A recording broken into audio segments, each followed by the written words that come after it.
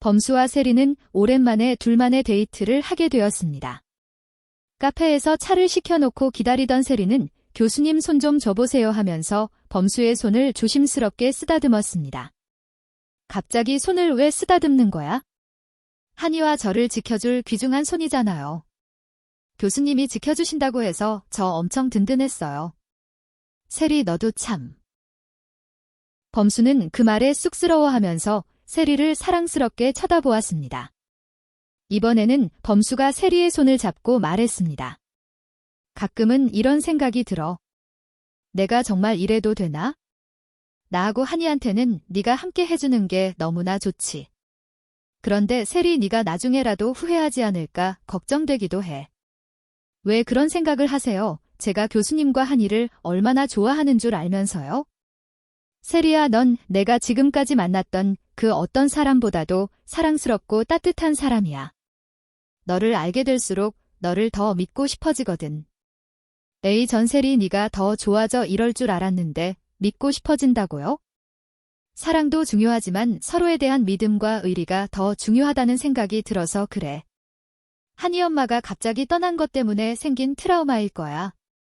그 말에 세리는 눈시울을 붉히며 범수의 손을 꼭 잡아주었습니다. 그러나 이제 피어나기 시작하는 두 사람의 설렘과 평온함은 오래가지 못했습니다.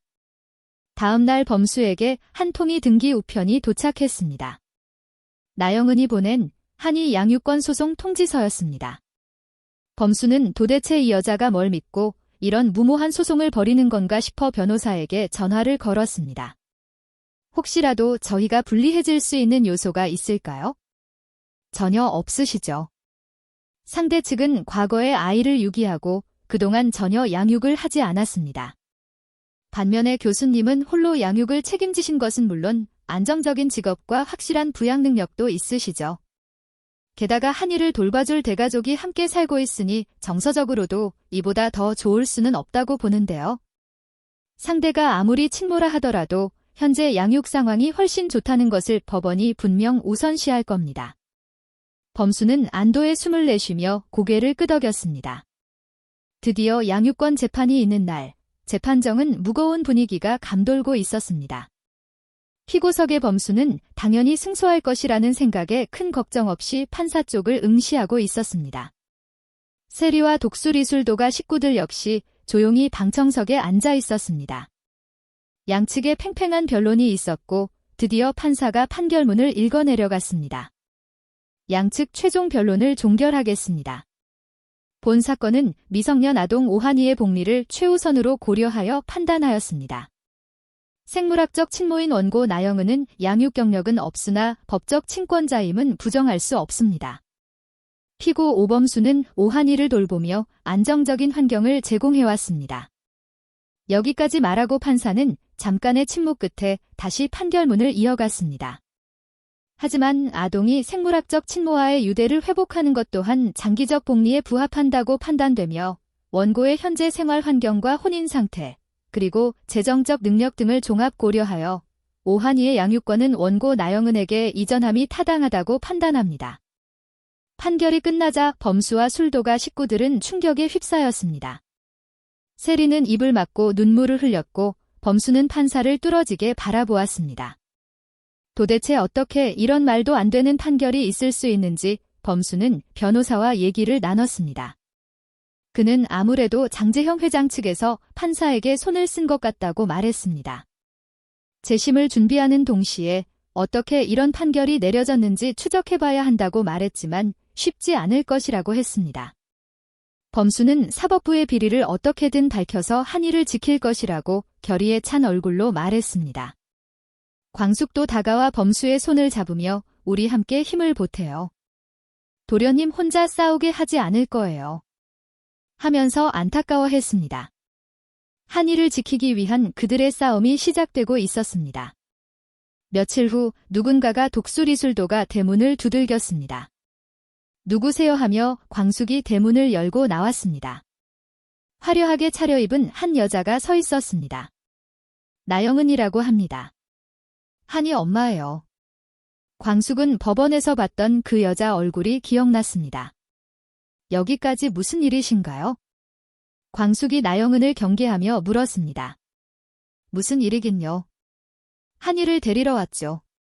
광숙은 순간 놀라 안채 쪽으로 달려갔습니다. 그곳에서는 감기 기운으로 미열이 있는 한이를 세리가 정성껏 돌보고 있었습니다. 세리 씨 큰일 났어요. 한이 친엄마라는 여자가 한이를 데리러 왔어요. 빨리 범수 도련님께 연락하세요. 세리도 놀라서 곧장 범수에게 전화를 걸어 상황을 알렸습니다. 그리고는 술도가 대문 앞으로 나와 나영은을 막아서며 단호히 말했습니다. 지금 한이 못 데려가요. 재판이 아직 끝난 것도 아니고 이렇게 무작정 찾아오시면 어떡해요. 학생이 뭔데 이래라 저래라야. 한이 어딨어? 지금 한이가 아파요. 어젯밤부터 열도 있었고요. 교수님한테 연락했으니까 오시면 그때 말씀 나누세요.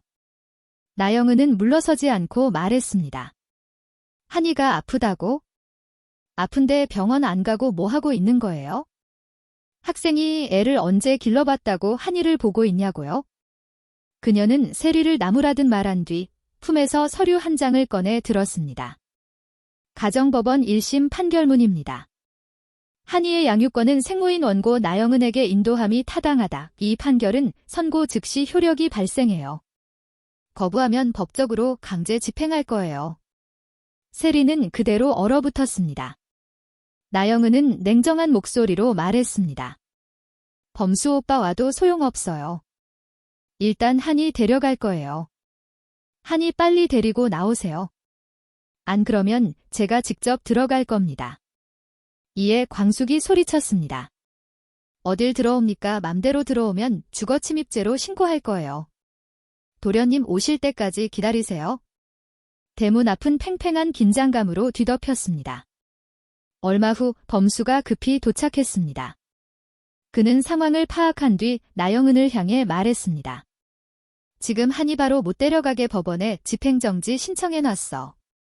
그 결정 나오기 전까지 한이 데려가는 건 너무 성급하다고 생각하네. 엄마라면 환경이 갑자기 바뀌는 게 아이한테 얼마나 큰 충격인지 고려해야 할 거 아냐. 그러자 나영은은 눈을 치켜뜨고 소리쳤습니다. 내가 그런 것도 생각 안 했겠어요. 지금 한이를 잘 돌볼 준비도 다 돼 있고 환경도 완벽하게 마련했다고요. 그러니까 빨리 데려가야겠어요. 경찰 부를까요? 아님 그냥 조용히 한이 내줄래요? 분위기는 싸늘하게 얼어붙었고 누구도 섣불리 말문을 열지 못했습니다. 범수가 강수에게 한이 데려와 하자 강수가 안채에서 한이를 안고 나왔습니다. 한이는 낯선 기운을 느꼈는지 눈을 동그랗게 뜨고 아빠에게 팔을 뻗었습니다. 범수는 한이를 쓰다듬으며 나영은에게 넘기면서도 한이의 손을 놓지 못했습니다. 한이는 낯선 손길에 울음을 터뜨렸고 나영은은 재빨리 대기하던 기사를 불러 한이를 태우고는 술도가를 빠져나갔습니다.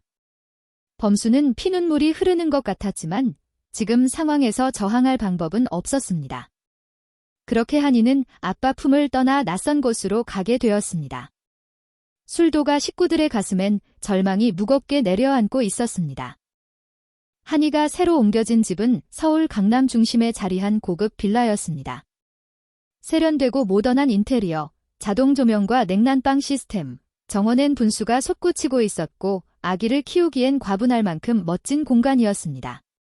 그러나 그 집안은 이상하리만치 쓸쓸하고 차가운 공기로 가득 차 있었습니다. 한이는 그곳에 도착한 첫날부터 밤낮 없이 울음을 터뜨렸습니다. 낯선 환경과 낯선 손길에 놀란 듯 자지러지게 울어댔습니다. 나영은은 한이를 낳았단 것에 대한 자신감인지 무턱대고 한이를 데리고 온 것이었습니다. 한이야 왜 그래니? 이건 애기들이 좋아하는 장난감이야. 나영은은 침대 옆에 서서 한이를 안고 비싼 장난감도 흔들어 보았지만 한이는 품 안에서 몸을 비틀며 더 크게 울어댔습니다. 결국 새벽 2시가 넘은 시각에 나영은은 집사에게 지시를 내렸습니다. 소아 전문의 박주형 교수님. 지금 당장 자택으로 모셔와줘요. 우리 한이 상태가 이상해요. 그렇게 불려온 박 교수는 자신의 휴대용 진료 가방을 꺼내고 조심스레 한이를 진찰했습니다. 그와 함께 동행한 전담 간호사는 심박계와 산소포화도 모니터를 세팅했고 방 안은 순식간에 응급진료소처럼 바뀌었습니다. 지금 감기 기운에 고열과 구토 증세가 겹쳐 있고 심리적 긴장 반응이 큽니다. 아이가 이렇게 낯선 공간에서 심리적 스트레스를 받으면 이런 증세가 나타날 수 있어요. 의사의 진단에 나영은은 불안한 눈빛으로 물었습니다. 그럼 어떻게 해야 돼요? 의사로서 할 수 있는 조치는 다 취했습니다. 계속 증세를 지켜보는 수밖에요. 아기가 익숙한 환경을 좀 조성해 보시고요. 사모님 건강도 생각하셔서 전담 유모를 구하시는 것도 필요하실 것 같네요. 다음 날, 나영은은 고급 유아돌봄 전문 에이전시를 통해 베테랑 유모를 고용했습니다. 유모는 하루 24시간 교대로 근무하며 돌보았지만 한이는 좀처럼 마음을 열지 않았습니다. 이유식을 먹다가 고개를 돌려버리기 일쑤였고 밤에는 울음을 멈추지 않아 한밤중까지 계속 안아줘야 했습니다. 그때 거실 맞은편 문이 벌컥 열렸습니다. 샤워 가운 차림의 장재형 회장이 인상을 잔뜩 찌푸린 채 얼굴을 내밀었습니다.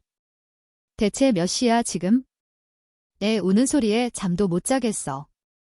나영은은 놀라 벌떡 일어났습니다. 우리 한이가 아파요. 지금 고열이 나서 오는 거예요. 아프면 병원에 입원시키든가. 왜 이 집에서 이 난리야? 나 내일 이사회 있는 거 몰라? 신경 거슬리게 하지 마. 장 회장은 짜증을 내며 문을 쾅 닫고 나갔습니다. 나영은은 한이를 아는 유모에게 최대한 안방과 먼 쪽으로 데리고 가서 재워보라고 울먹이듯 말했습니다. 유모는 한이를 안고서 다른 방으로 향했고 나영은은 그대로 주저앉았습니다.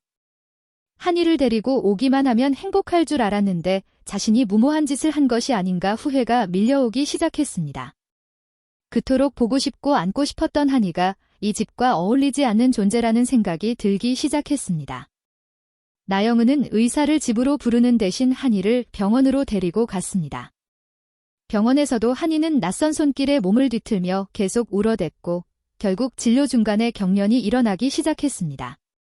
불안해진 나영은은 병원 복도에서 핸드폰을 꺼냈습니다. 머뭇거리던 그녀는 결국 범수의 번호를 눌렀습니다. 오빠 지금 병원인데 한이가 계속 울어.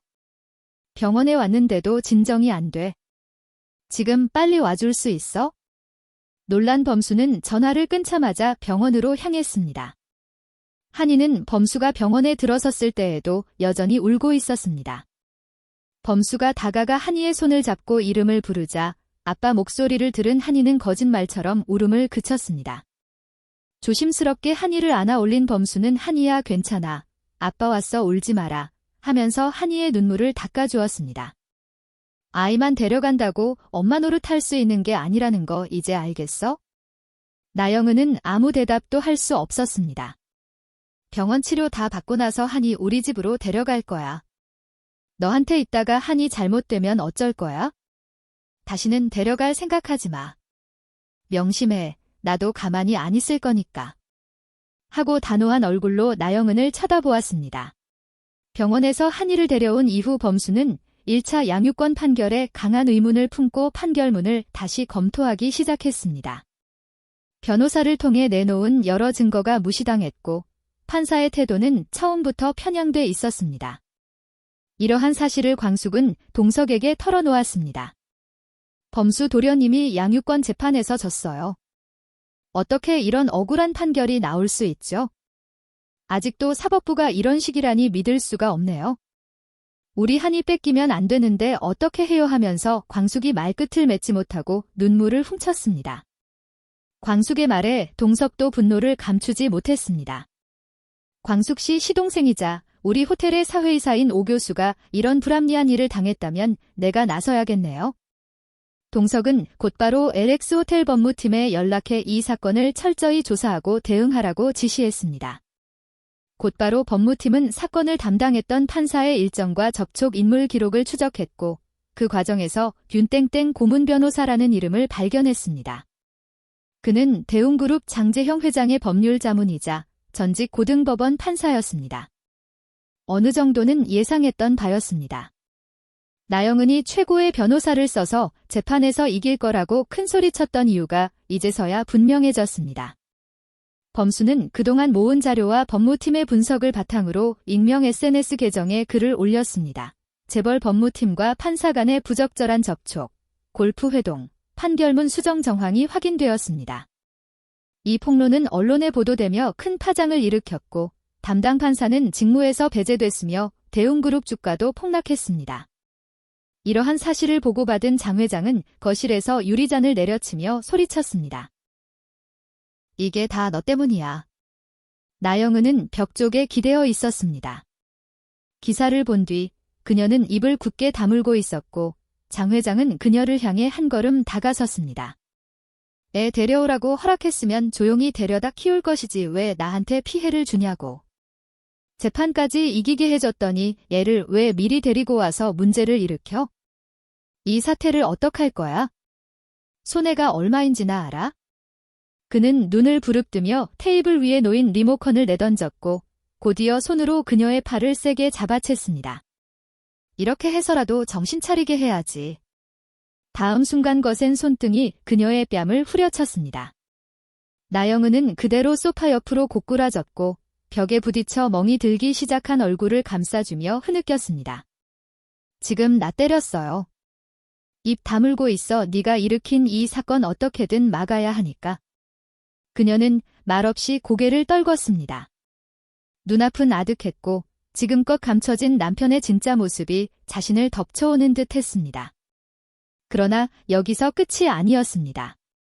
나영은을 끌고 들어간 장재형 회장의 서재문이 굳게 닫혔습니다. 안에서는 무언가가 넘어지는 둔탁한 소리가 들려왔습니다. 뒤이어 짧고 날카로운 신음소리, 그리고 억눌러 삼키는 울음이 벽 너머에서 뚜렷하게 새어나왔습니다. 그날 밤 나영은은 조용히 짐을 챙겼습니다. 거울 앞에 선 그녀는 선글라스를 꺼내 쓰고는 독수리술도가를 향했습니다. 대문 앞에서 한참을 망설이다 핸드폰을 들었습니다. 그녀는 떨리는 손으로 범수에게 전화를 걸었습니다. 오빠 잠깐만 나와봐. 나 독수리술도가 앞에 와 있어. 범수를 불러낸 나영은은 여전히 선글라스를 벗지 않았습니다. 한이 한 번만 보여줘. 지금 잠들었어. 자는 모습이라도 한 번만 보게 해줘. 왜 이렇게 억지를 부려? 범수는 그녀의 목소리에서 이상한 기색을 눈치챘습니다. 무슨 일 있어? 선글라스 벗어봐. 잠시 주저하던 나영은은 고개를 돌려 선글라스를 벗었습니다. 너 그 회장한테 맞은 거야? 어쩌다 이렇게 사니? 이런 모습 보니 정말 답이 없구나. 범수가 허탈하게 말했습니다. 오빠 나랑 다시 시작하면 안 돼? 나 아무것도 필요 없어. 한이랑 오빠만 있으면 돼. 앞으로 잘할게, 제발. 다시는 떠나는 일 없을 거야. 정말이야, 믿어줘.